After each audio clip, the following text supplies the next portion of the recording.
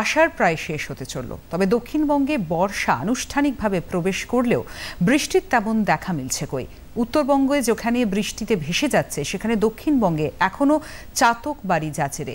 উত্তরবঙ্গে এখনো পর্যন্ত ৭১% অতিরিক্ত বৃষ্টিপাত হয়েছে এবং দক্ষিণবঙ্গে বৃষ্টিপাতের ঘাটতির পরিমাণ ৪০ থেকে ৫০%।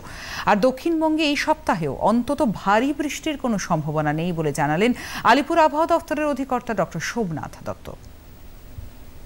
এমন কিছু বর্ষা এসে গেছে ঠিক কথা, কিন্তু এমন কিছু সিনপটিক সিচুয়েশন নেই যার থেকে আমরা আশান্বিত হতে পারি যে আমাদের দক্ষিণবঙ্গে ভালো রেনফল হতে পারে। আর উত্তরবঙ্গে যেমন আপনার ভারী বৃষ্টি, অতি ভারী বৃষ্টি চলছে, সেটা চলতেই থাকবে। তবে দক্ষিণবঙ্গে আপনার ভারী বা অতি ভারী বৃষ্টির কোনো সম্ভাবনা নেই। ওই হালকা মাঝারি, কখনো স্ক্যাটার্ড, কখনো ধরুন খুব বেশি হলে কিছু জেলাতে হয়তো ফেয়ারলি ওয়াইড স্প্রেড, তবে সবই হালকা মাঝারি।